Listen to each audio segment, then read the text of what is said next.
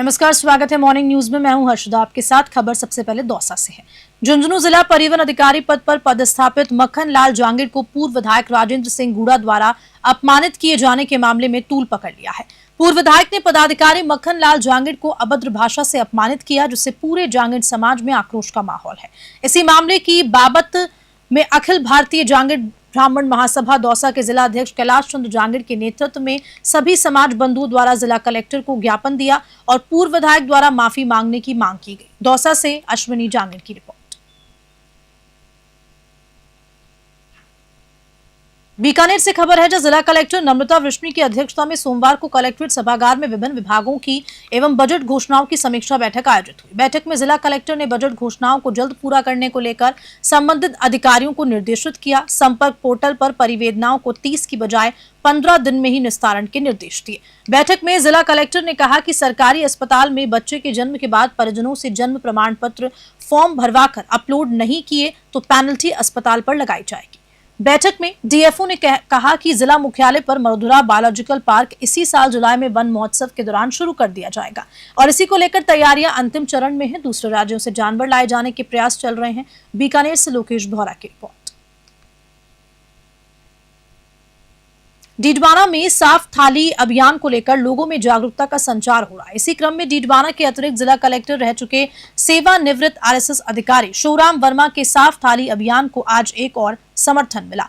छोटी खादू के समाजसेवी और व्यवसायी रवि धारीवाल के जन्म दिवस पर आयोजित भोज में आए लोगों ने इस अभियान की सदस्यता ली और भोजन जूठा न छोड़ने का संकल्प लिया। स्वयं धारीवाल ने भी संकल्प लेते हुए इसे नैतिक जिम्मेदारी बताया। कार्यक्रम में करीब 30 लोगों ने वर्चुअल रूप से उपस्थित वर्मा की प्रेरणा से संकल्प लिया। वर्मा का कहना है कि शादी ब्याह जैसे आयोजनों में भोजन की भारी बर्बादी होती है और हमें इसके खिलाफ चेतना जगानी चाहिए। यह अभियान एक नई सामाजिक क्रांति का आधार बनेगा, जिससे कोई भी भारतीय भूखा न सोए।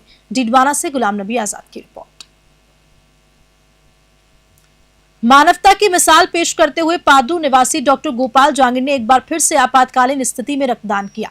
श्रीराम रक्त सेवा संस्थान राजस्थान के सक्रिय सदस्य डॉक्टर जांगिड़ सुमेरपुर स्थित भगवान महावीर चिकित्सालय पहुंचे, जहां उन्होंने भर्ती मरीज शंकरलाल के लिए रक्तदान किया। ये उनका 9वां रक्तदान था। डॉक्टर जांगिड़ ने बताया कि रक्तदान किसी की जान बचाने का सबसे सरल और प्रभावी माध्यम है। ये न केवल पीड़ित के लिए जीवनदायिनी है, बल्कि रक्तदाता के स्वास्थ्य के लिए भी लाभकारी होता है। उन्होंने युवाओं को रक्तदान के प्रति जागरूक होने और सामाजिक जिम्मेदारी निभाने की अपील की। पादरू से भागाराम की रिपोर्ट।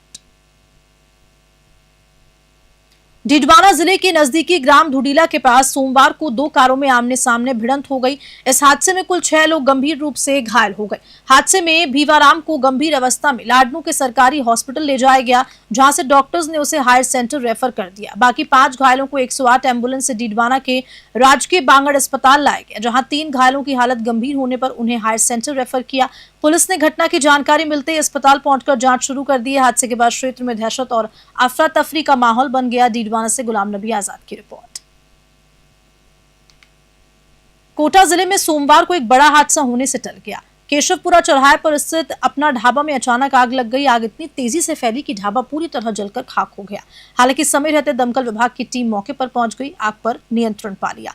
ढाबे के ठीक पास एक टायर दुकान भी थी और ऊपर की मंजिल पर एक लाइब्रेरी और हॉस्टल भी चलता है, जहां कई छात्र पढ़ते और रहते हैं। यदि आग इन जगहों तक पहुंचती तो जान माल का बड़ा नुकसान हो सकता था। हालांकि इस घटना में कोई जनहानि नहीं हुई, लेकिन घटना के चलते मुख्य मार्ग पर जाम की स्थिति बन गई थी।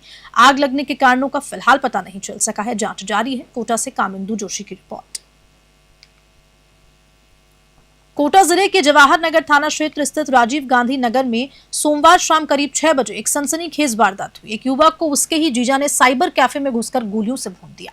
मृतक हरिओम जो झालावाड़ के पनवाड़ इलाके का रहने वाला था, कोटा में रहकर प्रतियोगी परीक्षाओं की तैयारी के साथ प्राइवेट जॉब कर रहा था। चश्मदीद विजय वैष्णव ने बताया कि हम साइबर कैफे में बैठे थे, तभी हरिओम का जीजा शंकर बाइक से एक युवक के साथ आया और बिना कुछ कहे हरिओम पर 4 से 5 गोलियां दाग दी। फायरिंग के बाद आरोपी मौके से फरार हो गए। घायल हरिओम को अस्पताल ले जाया गया, जहां डॉक्टर्स ने उसे मृत घोषित कर दिया। पुलिस ने मौके पर पहुंचकर एफएसएल टीम को बुलाया और सबूत जुटाए। दुकान में खून से सनी कुर्सी, सीसीटीवी फुटेजेस और अन्य सुराग एकत्रित किए जा रहे हैं। थाना प्रभारी राम लक्ष्मण ने बताया कि आरोपी शंकर आदतन अपराधी है और उस पर पूर्व में भी कई मुकदमे दर्ज हैं। कोटा से कामिंदु जोशी की रिपोर्ट।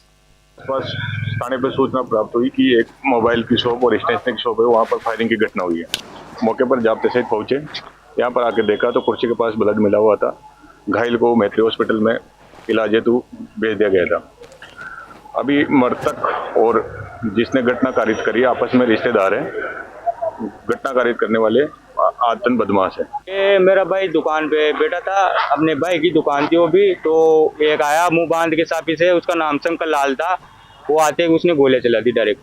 क्या मैटर क्या था? मैटर कुछ भी नहीं था, घर का परिवार का मामला था। थोड़ा पहले उसने 4-5 राउंड फायर किया था। लड़का कहाँ का रहने वाला है जिनने मारा? वो यहीं का विज्ञान नगर में रहता है, कटाना दूध डेयरी के पास में।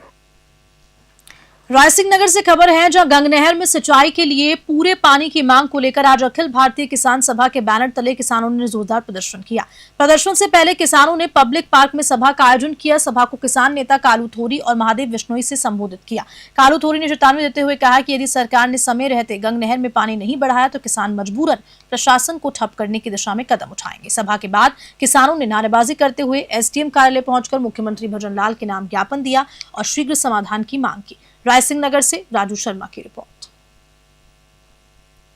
धौलपुर से खबर है, जहां जिले में सोमवार रात उस समय हड़कंप मच गया जब सैपऊ रोड स्थित एक मैरिज होम के बाहर नकाबपोश बदमाशों ने शादी समारोह में शामिल एक व्यक्ति से लाखों के जेवरात से भरा बैग छीन लिया। जानकारी के मुताबिक मध्य प्रदेश के मुरैना जिले के जौरा खुर्द से आई बारात शहर के एक मैरिज होम में ठहरी हुई थी, जहां बारात निकासी की तैयारी चल रही थी। सूचना पर कोतवाली और निहालगंज थाना पुलिस मौके पर पहुंची और जांच शुरू की। बताया जा रहा है कि बैग में लगभग 2.5 लाख रुपए के जेवरात थे। फिलहाल पुलिस सीसीटीवी फुटेज और चश्मदीदों की मदद से बदमाशों की तलाश में जुटी है। धौलपुर से संजय कसाना की रिपोर्ट।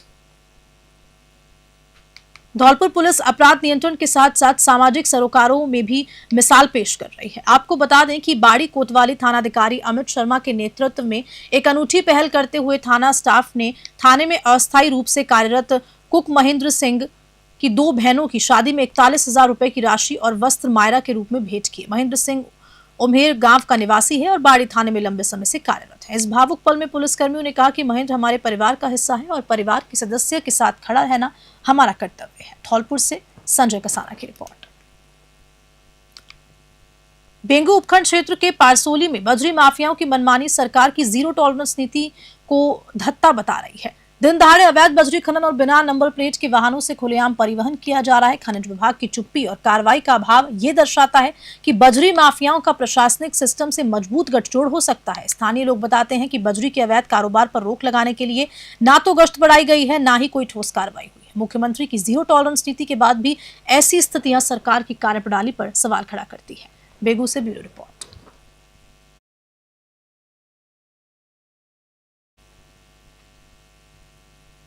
और इसी खबर के साथ मॉर्निंग न्यूज में इतना ही। नमस्कार।